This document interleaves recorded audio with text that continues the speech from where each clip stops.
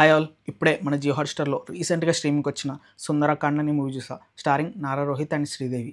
Movie ఎలా ఉందంటే నాకైతే అనిపించింది. అంటే కాన్సెప్ట్ కూడా కొంచెం బాగుందిమాట. అండ్ ఎగ్జిక్యూషన్ కూడా బాగానే ఉంది. ఓవరాల్‌గా ఒక మంచి కామెడీ ఎంటర్‌టైనర్ అని చెప్పుకోవచ్చు. దాంతో పాటు ఒక చిన్న మెసేజ్ అనేది ఇస్తారన్నమాట. ఓవరాల్‌గా అయితే సినిమా బాగుంది. చూడొచ్చు. అట్ లాస్ట్ చాలా ఏళ్ల తర్వాత నారా రోహిత్‌కి ఒక మంచి మూవీ పడింది అనిపించిందన్నమాట నాకు. ప్లాట్ ఏంటంటే ప్లాట్ చాలా సింపుల్.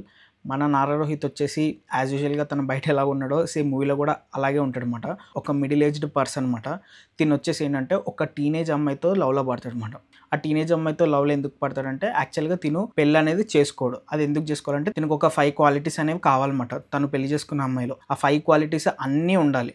అవన్నీ దాంట్లో ఒక్కటి మిస్ అయినా సరే మనోడు పెళ్లనేది చేసుకోడనమాట. సో అలాగా ఈ 5 క్వాలిటీస్ ఒక అమ్మాయిలో కనిపిస్తే తనొచ్చేసి ఒక టీనేజ్ కాలేజ్ స్టూడెంట్ అనమాట. తనతో లవ్‌లో పడతాడు. ఇంతకీ వీళ్ళ ఏజ్ గ్యాప్ అనేది వీళ్ళ లవ్‌కి ఒక ఇష్యూ కింద మారిందా లేదా? అండ్ శ్రీదేవి క్యారెక్టర్ ఈ స్టోరీని ఎలా ఎఫెక్ట్ చేసింది ఏంటి?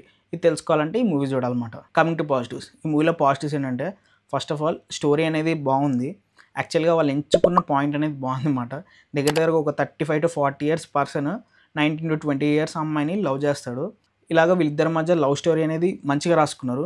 నచ్చింది ఏంటంటే దీంట్లో అసల ఒక్క టచింగ్ కూడా ఉండదన్నమాట. అంటే ఒక ఇంటిమేట్ సీన్ అనేది లేకుండా చాలా క్లీన్‌గా ఉంది. జస్ట్ మాట్లాడుకుంటారు. ఇట్లా చేతులు ముట్టుకోవడం కూడా ఉండదు. క్లైమాక్స్‌లో ఒక హగ్ అనేది చేసుకుంటారు. అప్పటి వరకు కూడా ఉండదు. అదైతే నాకు చాలా బాగా అనిపించిందన్నమాట. చాలా క్లీన్‌గా తీశారని. అండ్ ఇంకొకటొచ్చేసి సత్య కామెడీ. వావ్! క్రేజీ చేశాడు అసల. అక్కడక్కడ జప్‌జప్‌మని మెల్లగా వదులుతూ ఉంటాడు. ఆ కామెడీ అయితే చాలా బాగుందన్నమాట. సత్య కోసం చూడొచ్చుమాట. ఇప్పుడు 19 ఇయర్స్ అమ్మాయి ఉందని చెప్పా కదా హీరోయిన్ కింద. తన పర్ఫార్మెన్స్ కూడా చాలా బాగుంటది. చాలా క్యూట్‌గా, బబ్లీగా ఉంటది. తన యాక్టింగ్ కూడా బాగుందన్నమాట. అండ్ ఇంకొకటి ఏంటంటే మ్యూజిక్ కూడా బ్యాక్‌గ్రౌండ్ స్కోర్ అనేది బాగుంది కానీ సాంగ్స్ అయితే పెద్ద అంత క్యాచీగా అయితే నాకేం అనిపించలేదు.